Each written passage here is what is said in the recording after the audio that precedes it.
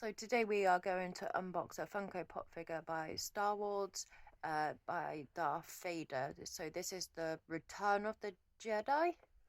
Yeah, so this is basically taken from the scene where he's getting electrocuted and essentially then lifts up the Emperor and throws him down the shaft. And then we believe that he's dead, but then obviously he then comes back years and years later. And it is a bobblehead variant as well.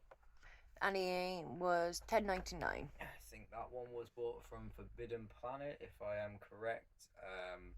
Yeah, there's a couple of different ones as well. I think it was for a celebration series. So the ones on the back, Han 286 Solo, and then 287. Princess Leia. And then the one that we have now is Darth Vader, followed up by the one I really wanted to get. That I haven't seen him. No, if I see that anywhere, I need to get hold of that. The Emperor, 289. Wicket W. Warwick, which is, I forget his name, but famous guy from Willow. If you've seen that, then you know what I'm talking about. And then we have Lando. Last but not least, yes, but it's a different variant Lando. We opened up a Lando recently, but that was from the Han Solo movie. If you want to find out more, go to www.starwars.com. So, golden rule of pop figures, we always open them up from the bottom because we don't want to damage or harm the box. So, let's do that. So, just for questions out there then, so how do you open a pocket keychain?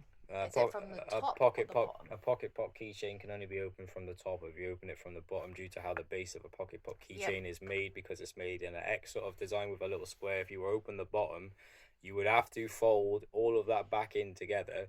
Now, unless you had a very steady hand, you wouldn't actually be able to maintain the boxes. Like, don't get me wrong, yes, you get you get like a little bit of damage, but I can deal with that compared to completely bending and breaking a box. Which has happened before when I didn't understand how to unbox box figures. So there's the number. So it's Star Wars Darth Vader Electrocuted.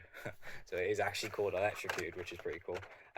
Only thing that I wish that they did with this pop figure to make this better, I wish this I wish this was a glow in the dark pop figure, because look. Oh wow. You actually see the brain, well, not the brain, but like parts of the skull itself. The painting on it looks great. I love the electricity around it. Could you imagine if this was a dark and this was glowing in the dark? That would be an awesome figure to have and keep. One thing I've noticed, this is printed different than some of the other figures. There's a thicker text that they use, but it was made in 2018. And made in Vietnam. And it's licensed by Lucasfilm, but yeah, generally one of my favorite pop figures. I like it. I like the color as well. Most of the weight is actually in the base for this one.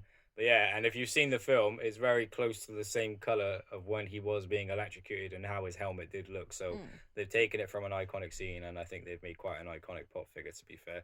I give this one, like I said, unless it could light up.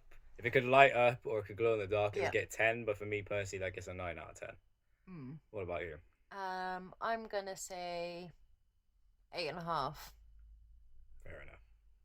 All right, peeps. Well, go check out the movie if you want to see that scene.